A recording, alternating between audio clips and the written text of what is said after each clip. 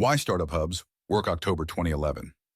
If you look at a list of U.S. cities sorted by population, the number of successful startups per capita varies by orders of magnitude. Somehow it's as if most places were sprayed with startup aside. I wondered about this for years.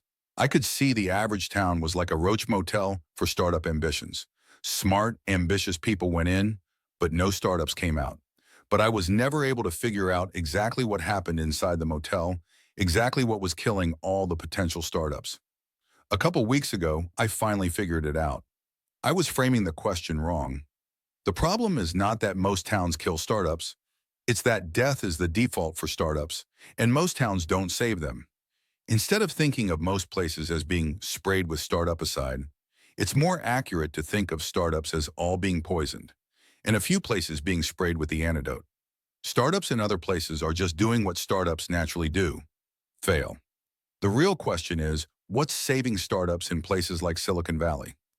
I think there are two components to the antidote: being in a place where startups are the cool thing to do, and chance meetings with people who can help you.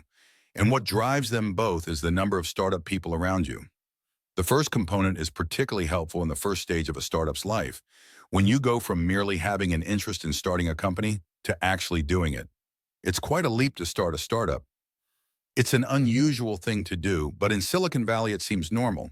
In most places, if you start a startup, people treat you as if you're unemployed. People in the Valley aren't automatically impressed with you just because you're starting a company, but they pay attention. Anyone who's been here any amount of time knows not to default to skepticism, no matter how inexperienced you seem or how unpromising your idea sounds at first. Because they've all seen inexperienced founders with unpromising sounding ideas who a few years later were billionaires. Having people around you care about what you're doing is an extraordinarily powerful force. Even the most willful people are susceptible to it.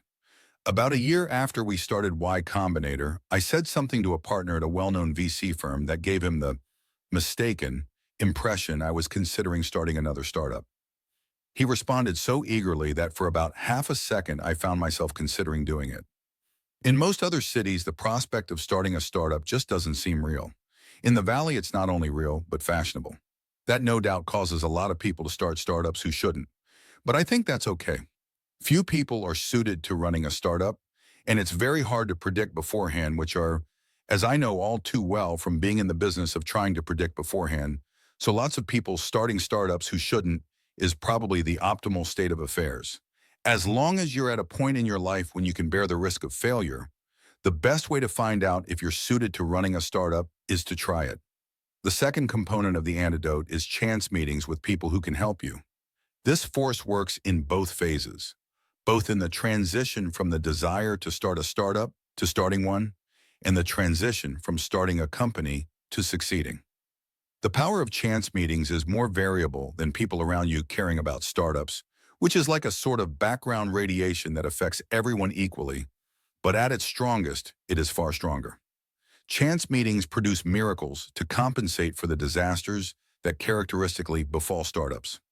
In the Valley, terrible things happen to startups all the time, just like they do to startups everywhere.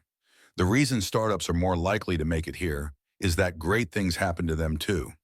In the Valley, lightning has a sign bit.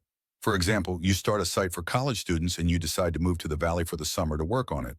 And then on a random suburban street in Palo Alto, you happen to run into Sean Parker, who understands the domain really well because he started a similar startup himself and also knows all the investors. And moreover, has advanced views for 2004 on founders retaining control of their companies. You can't say precisely what the miracle will be, or even for sure that one will happen. The best one can say is, if you're in a startup hub, unexpected good things will probably happen to you, especially if you deserve them.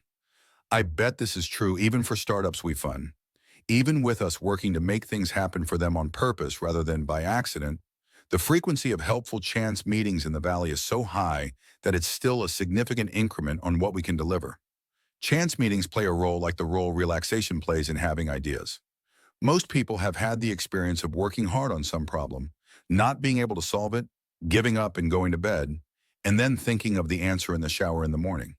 What makes the answer appear is letting your thoughts drift a bit, and thus drift off the wrong path you'd been pursuing last night, and onto the right one adjacent to it. Chance meetings let your acquaintance drift in the same way that taking a shower lets your thoughts drift. The critical thing in both cases is that they drift just the right amount. The meeting between Larry Page and Sergey Brin was a good example. They let their acquaintance drift, but only a little. They were both meeting someone they had a lot in common with. For Larry Page, the most important component of the antidote was Sergey Brin, and vice versa. The antidote is people.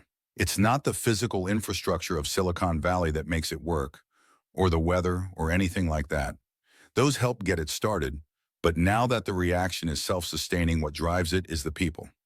Many observers have noticed that one of the most distinctive things about startup hubs is the degree to which people help one another out, with no expectation of getting anything in return.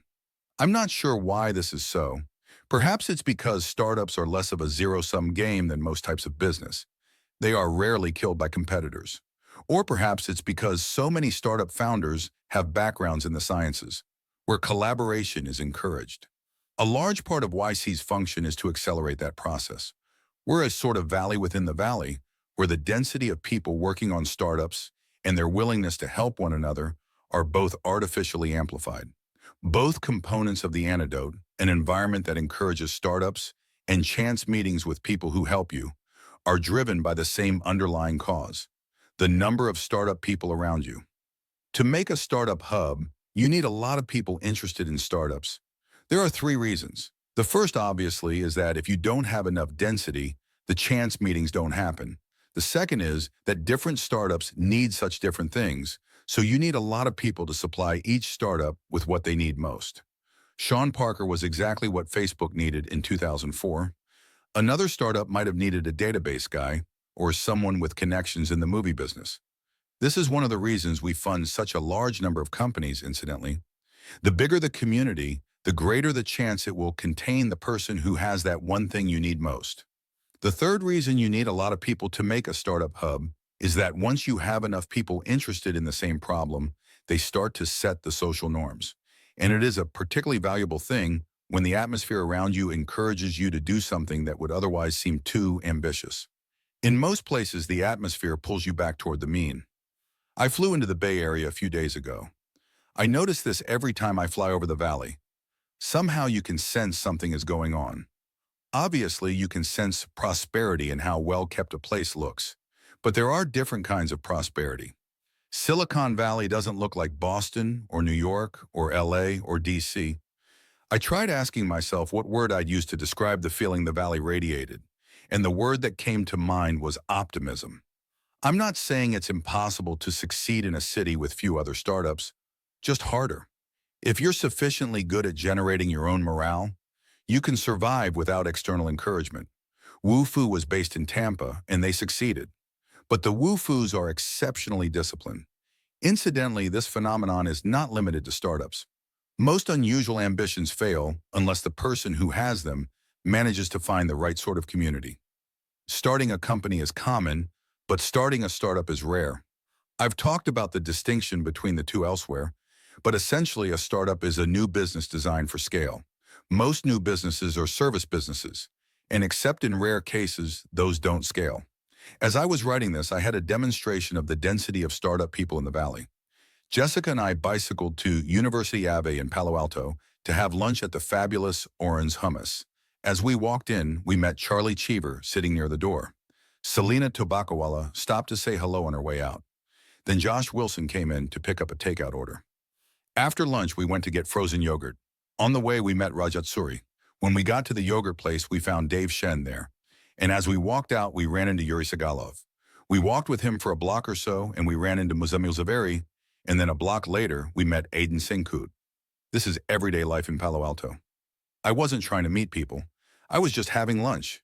And I'm sure for every startup founder or investor I saw that I knew, there were 5 more I didn't.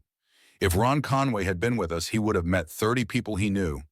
Thanks to Sam Altman, Paul Buchheit, Jessica Livingston, and Harj Tagger for reading drafts of this.